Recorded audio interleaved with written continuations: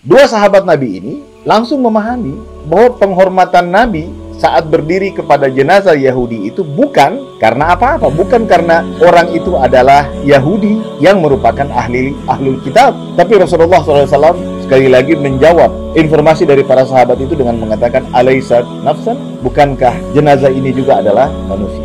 Karena prinsip besar tentang penghormatan umat Islam terhadap sesama terkait dengan pilihan keyakinan mereka juga sudah ditegaskan oleh Allah Subhanahu wa taala dalam ayat yang lain, la ikraha fiddin. Tidak ada paksaan dalam memilih keyakinan dan dalam beragama.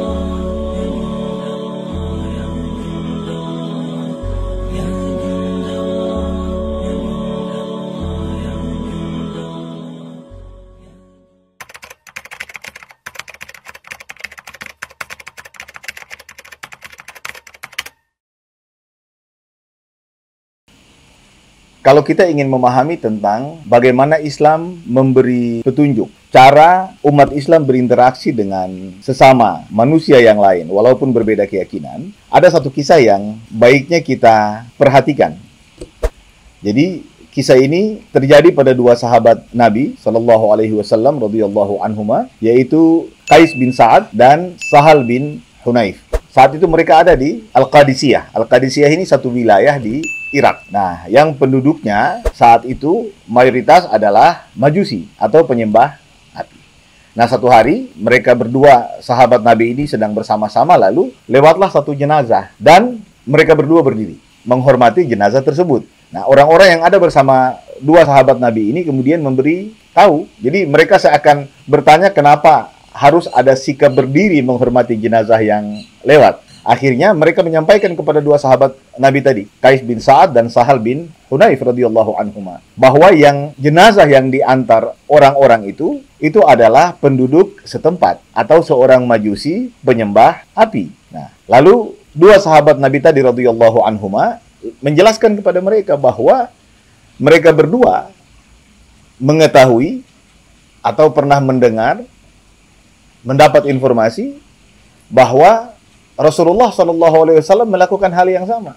Bahwa Rasulullah SAW suatu saat berdiri menghormati satu jenazah yang lewat. Dan para sahabat yang lain memberi informasi kepada Nabi bahwa yang lewat itu adalah seorang Yahudi. Rasulullah SAW tetap berdiri menghormati dan Rasulullah menjawab apa yang mereka informasikan kepada beliau bahwa jenazah itu adalah jenazah seorang Yahudi dengan pernyataan yang menjadi dasar bagaimana cara kita memandang sesama. Kata Nabi SAW, alaisat nafsan, bukankah jenazah ini juga adalah seorang manusia? Ini adalah jiwa manusia yang wajib kita hormati. Ya. Jadi penghormatan kita kepada sesama manusia dalam penjelasan Nabi ini itu didasarkan pada kemanusiaan dia. Bahwa orang itu, jenazah itu adalah manusia. Nah, dua sahabat Nabi ini langsung memahami bahwa penghormatan Nabi saat berdiri kepada jenazah Yahudi itu bukan karena apa-apa. Bukan karena orang itu adalah Yahudi yang merupakan ahlul kitab. Atau jangan-jangan karena Yahudi adalah, atau orang ini adalah seorang yang pernah dekat dengan Nabi, pernah berbuat baik kepada umat Islam saat itu. Tidak, ini seorang yang tidak dikenal, tidak dijelaskan kepada Nabi siapa orang itu, karena itu para sahabat hanya menyebut innahu Yahudi, bahwa jenazah ini adalah orang Yahudi. Tapi Rasulullah SAW sekali lagi menjawab informasi dari para sahabat itu dengan mengatakan alaisat nafsan, bukankah jenazah ini juga adalah manusia. Nah, kisah ini nih menjadi dasar sebenarnya bagaimana cara kita umat Islam mesti memandang sesama manusia, betapapun mereka berbeda keyakinan dengan kita. Atau sering juga kita sebut sebagai non-muslim.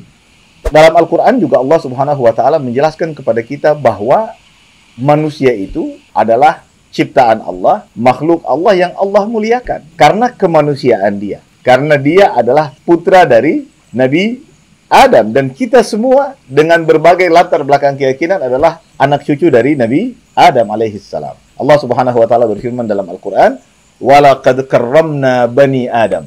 Dan sesungguhnya kami telah muliakan anak Adam. Dan semua kita adalah anak cucu Nabi Adam alaihissalam. "Walaqad karramna bani Adam wa hamalnahum fil barri wal bahr wa razaqnahum minat thayyibat wa faddalnahum ala katsirin mimman khalaqna tafdila. Jadi Allah Subhanahu wa taala katakan bahwa sesungguhnya kami telah muliakan manusia, muliakan anak cucu Adam, dan semua mereka kami mudahkan untuk berjalan di muka bumi, menikmati transportasi laut, darat, semua dimudahkan oleh Allah Subhanahu wa taala tanpa kecuali. Semua diberi rizki oleh Allah Subhanahu wa taala dari rizki yang baik-baik, dan semua Allah muliakan. Semua jenis manusia Allah muliakan di atas berbagai ciptaan Allah yang lain. Jadi ayat ini menegaskan kepada kita sikap Nabi tadi, bahwa memang Islam memandang manusia itu sebagai makhluk yang mulia, yang terhormat, dan juga bermartabat. Nah, apa yang dilakukan Nabi SAW tadi, kemudian dikuatkan oleh ayat tadi, itu yang menjadi dasar bagaimana sebenarnya Islam memandang manusia. Jadi, di mata Islam semua manusia adalah sama. Mereka adalah makhluk ciptaan Allah yang Allah unggulkan di atas ciptaan-ciptaan Allah yang lain, dan Allah muliakan. Walaqad karramna bani Adam. Nah, itu sebabnya Islam juga melarang berbagai tindakan yang bisa menyebabkan martabat, kemuliaan, serta kehormatan manusia itu tercederai. Sebutlah misalnya seperti membunuh. Islam adalah agama yang dengan tegas melarang segala bentuk pembunuhan. Ya, itu di mata Islam adalah bentuk dari pencederaan terhadap nilai manusia yang mulia, terhormat, dan bermartabat. Allah Subhanahu wa taala berfirman, "Wala taqtulun nafsal lati harramallah illa bil haqq." Janganlah kalian membunuh manusia yang Allah larang, yang Allah haramkan, kecuali dengan alasan yang benar. Nah, manusia yang dilarang untuk dibunuh itu semua manusia tanpa kecuali. Allah katakan, "Wala taqtulun nafs." Nafs itu adalah jiwa manusia. Kata yang juga digunakan oleh baginda Nabi dalam sikapnya terhadap jenazah yang lewat dengan berdiri dan menghormati jenazah itu adalah alaisat nafsan. Bukankah ia adalah manusia? Bukankah dia adalah sebuah jiwa yang harus dihormati? Nah, jadi membunuh dilarang dalam Islam. Sehingga tidak benar kalau ada orang yang hari ini mengatakan bahwa Islam menganjurkan atau semacam menganjarkan pembunuhan terhadap manusia. Na'udzubillahi tsumma na'udzubillah. Islam tidak sama sekali ada di dalam ajarannya perintah seperti atau tuntunan seperti itu. Jadi tidak benar yang disampaikan oleh siapapun bahwa Islam mentolerir tindakan pembunuhan, sama sekali tidak. Jelas sekali Allah katakan, wala taqtulun nafsal lati harramallah illa bil haqq. Dan janganlah membunuh manusia yang diharamkan oleh Allah Subhanahu wa taala dengan alasan yang tidak benar. Jadi Islam melarang memang membunuh manusia siapapun dia dengan alasan yang tidak benar. Imam Al-Qurtubi rahimahullah itu menjelaskan dengan sangat tegas sekali bahwa yang dimaksudkan dengan manusia yang diharamkan untuk dibunuh itu adalah semua manusia, yang beriman atau yang tidak. Ini dikuatkan juga oleh hadis Rasulullah SAW. Beliau bersabda, "Man qatala mu'ahadan fi ghairi kunhihi harramallahu alaihi jannah." Jadi Nabi bersabda, barang siapa membunuh non-muslim yang hidup berdampingan dalam damai dengan umat Islam tanpa alasan yang benar, maka Allah haramkan atasnya surga. Ya. Jadi bagaimana nilai manusia di mata Islam, sehingga umat Islam dilarang dengan tegas untuk membunuh tanpa alasan yang benar. Tentu ada alasan yang benar, seperti dalam rangka penegakan hukum yang tentu dilakukan oleh pihak yang berwenang, ya, atau dalam situasi peperangan misalnya. Nah, di luar situasi itu, maka umat Islam dilarang membunuh tanpa alasan yang benar. Nah, jelas sekali Islam sendiri tidak ingin merusak nilai manusia yang sudah dimuliakan oleh Islam. Satu tindakan lain yang merupakan induk dari berbagai perbuatan yang bisa bermuara kepada pencederaan terhadap nilai manusia adalah tindakan sewenang-wenang, aniaya, zalim, dan tidak adil. Nah, tindakan ini dilarang dengan tegas dalam Islam. Allah dalam hadis qudsi menyebutkan, Rasulullah bersabda bahwa Allah berfirman, "Inni harramtu dzulma ala nafsi wa ja'altuhu bainakum muharraman fala tadzalamu." Sesungguhnya saya haramkan kezaliman atas diri saya, kata Allah. Jadi Allah sendiri yang maha kuasa, maha sempurna, pencipta alam semesta, mengharamkan kezaliman atas dirinya. Allah tidak mungkin berbuat zalim dan Allah haramkan atas dirinya.